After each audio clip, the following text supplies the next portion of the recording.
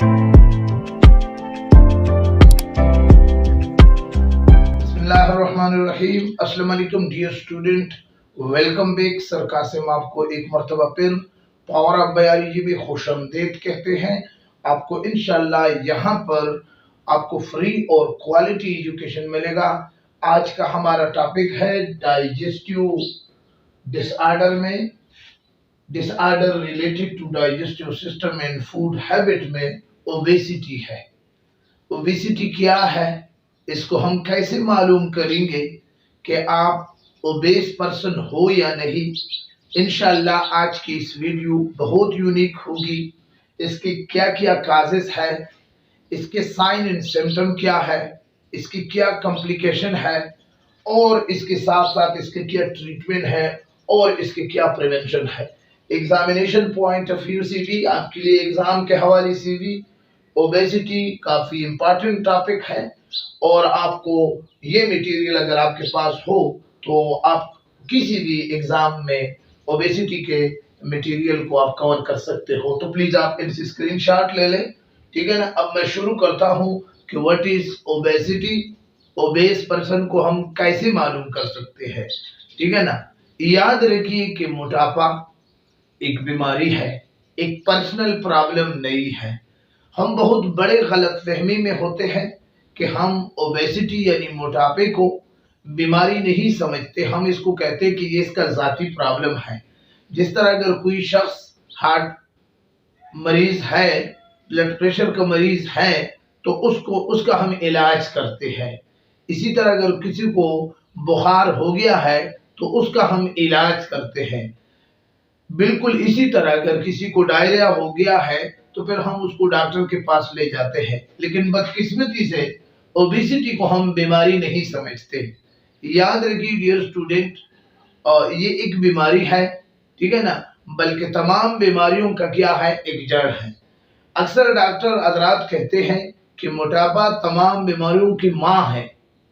जैसे एक प्लांट है, उस प्लांट से मुख्तलिफ शाखें निकलती है और हर शाख यानी ये एक बुनियाद है बीमारियों का, और ये शाखें जो निकलती है प्लांट से बहुत सारे, ये सारी बीमारियां हैं। तो प्लीज आप इस बीमारी को खत्म करने के लिए आप उसके शाखों को, इस प्लांट के शाखों को अगर आप काटेंगे तो बीमारी जड़ से खत्म नहीं होगी, बल्कि इसके बेस को जब हम निकालेंगे तो तमाम बीमारियां ऑटोमेटिकली बॉडी से खत्म हो सकती है। तो सबसे पहले ओबेसिटी का मैं आपको मीनिंग समझाता हूँ। ओबेस का मतलब है एक्सेसिव फैट्स, यानी बहुत ज्यादा चर्बी का जमा हो जाना, ठीक है ना। अब वो खुराक जिसमें चर्बी है अगर हम उनको ज्यादा खाएंगे, ठीक है ना, फैट्स जैसे केक है, पेस्ट्रीज है, फिश है या मुख्तलिफ किस्म के फैटी मटेरियल जिसमें ज्यादा है, उनको अगर हम चॉकलेट है ज्यादा खाएं तो डेफिनेटली एक्सेसिव फैट्स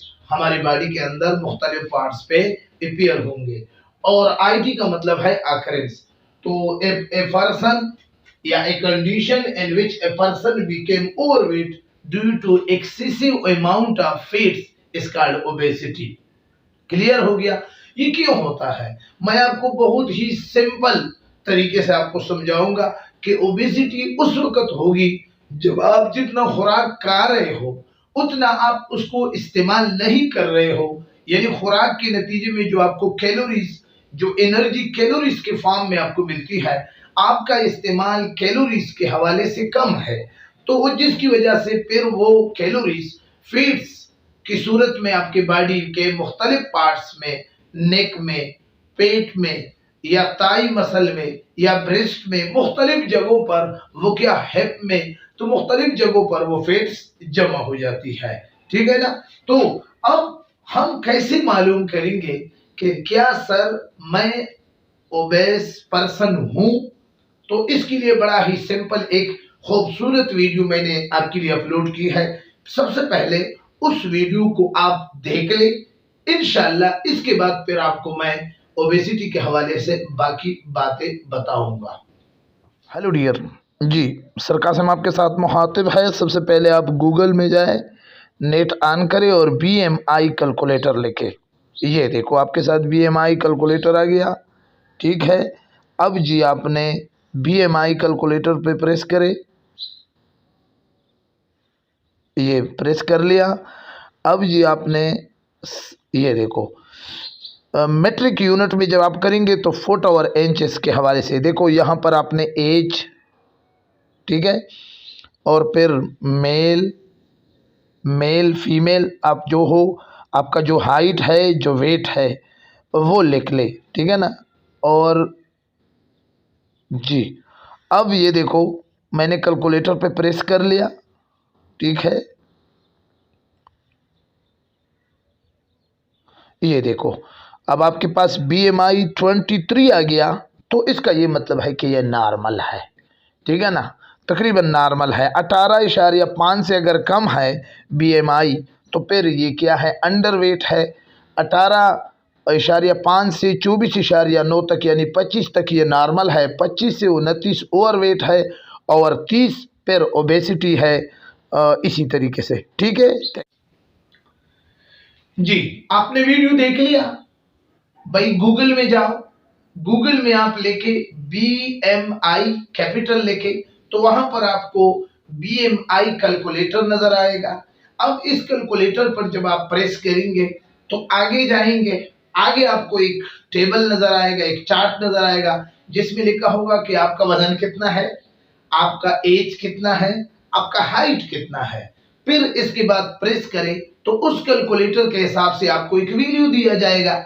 अगर वो वैल्यू 18.5 से कम है तो मतलब यह है कि आप क्या है, अंडरवेट है, ठीक है ना। आपको खाना चाहिए ये चीजें क्योंकि आप तो कमजोर हो।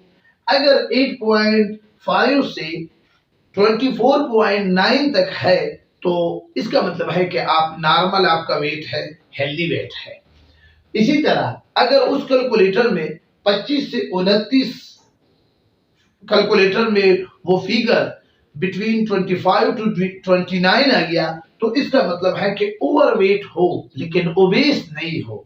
ओबेसिटी उस वक्त आपको अपीयर होगी जब उस BMI कैलकुलेटर में आपका ओबेसिटी क्या हो, 30 तक पहुंचे। ये फर्स्ट स्टेज है, ठीक है ना। 30 से 40 तक ये फर्स्ट स्टेज है। 35 तक, 35 से 40 तक ये दूसरा स्टेज है, स्टेज 2। और 40 से 50 तक ये स्टेज 3 है। अक्सर सीवियर कंडीशन जो ओबेसिटी की होंगे वो स्टेज 2 और स्टेज 3 में होंगे। तो आज आप गूगल में, इस वीडियो के बाद आप खुद गूगल में जाए, अपना वेट पहले मालूम करें, हाइट मालूम करें, एज मालूम करें NIC से या परम्बे से, फिर आप उस फिगर में कैलकुलेटर में फुट करें, आपको खूबसूरत तरीके से आ जाएगा कि आप ओबेस हो या नहीं हो। काजेस क्यों, पहले भी मैं बता चुका हूं कि जब मेटाबॉलिज्म रेट कम होगा, आप जितना खा रहे हो उतना आप यूज नहीं कर रहे हो, ठीक है ना, तो इसलिए आप मोटे हो जाओगे, ठीक है ना। तो जी causes, more use of fast food, वो खुराक जिसको हम घी में जल्दी से पक जाता है, जैसे पकोड़े है, समोसे है, नमक पारे है, ये जलेबी है, दूसरी चीजें हैं जो कि फास्ट फूड है, ब्रेड, बर्गर है, वगैरह वगैरह, ये इसको अगर आप ज्यादा इस्तेमाल करेंगे, ठीक है ना।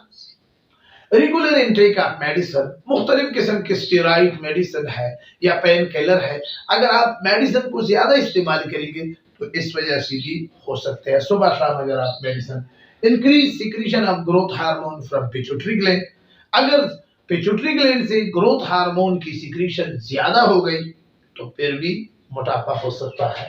फीमेल प्लानिंग मेडिकेशन, जी फीमेल अक्सर अपने बच्चों को के जो सिस्टम है फैमिली प्लानिंग, यानी 2 बच्चे सबसे अच्छे, यानी अपने बच्चों की पैदाइश की वो जगह उसके लिए प्लानिंग करते हैं, फैमिली प्लानिंग करते हैं, चाबी वाली गोलियां इस्तेमाल करते हैं, तो इससे भी मोटापा आ जाता है। Increase intake of cholesterol and fatty acid, fatty food, ये भी अगर आप ज्यादा खा रहे हो कोलेस्ट्रोल, मुरागन गजाएं, तो इससे भी प्रेगनेंसी में भी मोटापा हो सकता है।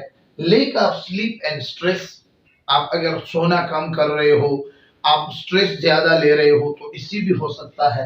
हार्मोनल इम्बैलेंस, हार्मोन अगर तादाद में इधर उधर कोई ज्यादा हो गया, कोई कम हो गया, कोई थायराइड, पिट्यूटरी ग्लैंड और इस तरह एड्रीनल ग्लैंड वगैरह जितने उसके हार्मोन हैं वो कम ज्यादा हो गए।